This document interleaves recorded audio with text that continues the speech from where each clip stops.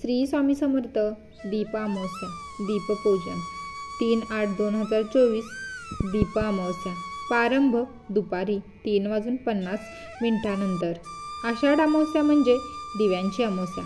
घरातील दिव्यांना दूध पाण्याने धुवून स्वच्छ करावेत. पाठावर वस्त्र घालून त्यावर हे दीप ठेवून प्रज्वलित करून त्यांची पूजा करावी. या दिवसापासून पत्रीचे महत्त्व सुरू होते. आघाडा, दुर्वा, पिवळी फुलं यांनी दिव्यांची पूजा करावी. गोडाचा नैवेद्य अर्पण करावा. आपल्या घरातील मुलांचे औक्षण करावे. वंशांचा दिवा असतो ना म्हणून. आता मुलगा मुलगी हा भेद करत नाहीत. त्यामुळे आपल्या दिव्यांचे किंवा पंथीचे नक्की औक्षण करावे. दुर्वा ही वंशवृद्धीचे प्रतीक आहे. त्यामुळे तेही अर्पण करून प्रार्थना करावी. या दिवशी सुहासिनी स्त्रिया घरातले दिवे घासून पुसून एकत्र मांडतात. त्यांच्या भोवती रांगोळी घालतात व ते दिवे प्रज्वलित करून त्यांची पूजा केली जाते. पूजेमध्ये पक्वानांचा महानैवेद्य दाखवला जातो.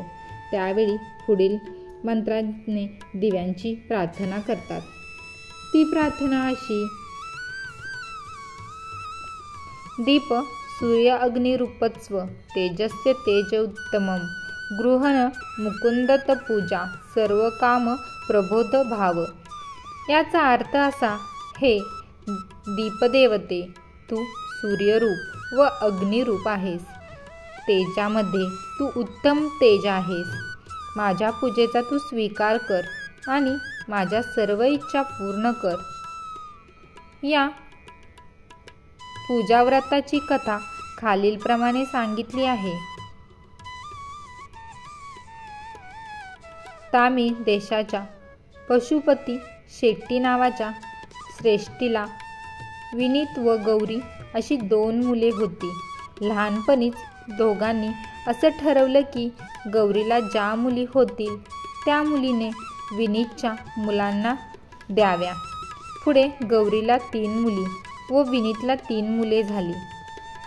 गौरीच्या धाकट्या मुलीचे नाव सगुणा होते. गौरीच्या घरात लक्ष्मी नांदत होती. परंतु विनीतचे दैव फिरले. तो दारिद्र्य झाला. भाऊ गरीब झालेला पाहून ती वचन विसरली व पहिल्या 2 मुलींची लग्न श्रीमंताच्या घरात केली.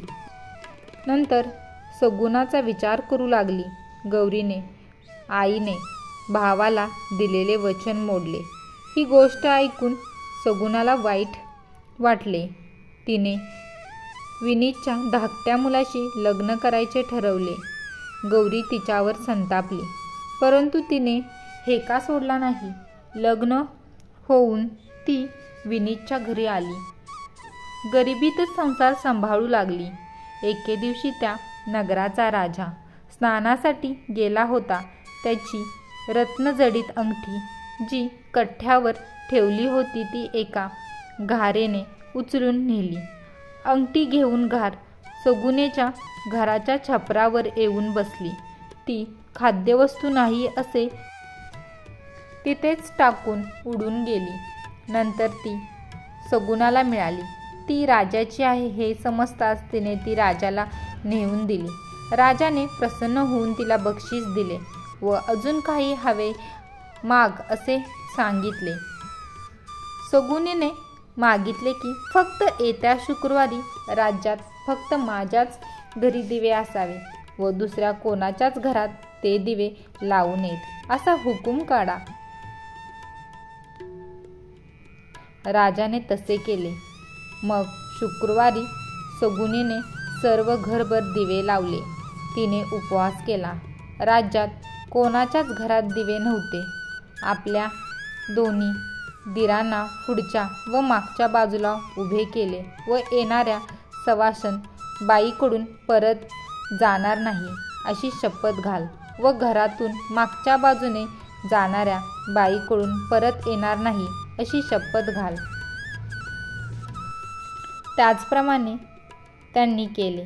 अशा रीतीने फक्त लक्ष्मी तिच्या घरात राहिली व अवदसा घरातून निघून गेली. या घटनेमुळे सगुनेच्या घरात लक्ष्मी कायमची राहिली व घरात धनधान्य खूप झाले. राज्यातले लोक सगुनेला लक्ष्मीचा अवतार मानू लागले. अशी ही कथा दीप अमावस्येसाठी सांगितली आहे. परंतु आपल्या लोकांनी तिला गटारी करून टाकली. याला काय म्हणावे? श्री स्वामी समर्थ. व्हिडिओ आवडला असेल तर नक्की चॅनलला लाईक, शेअर आणि सबस्क्राईब करा. धन्यवाद.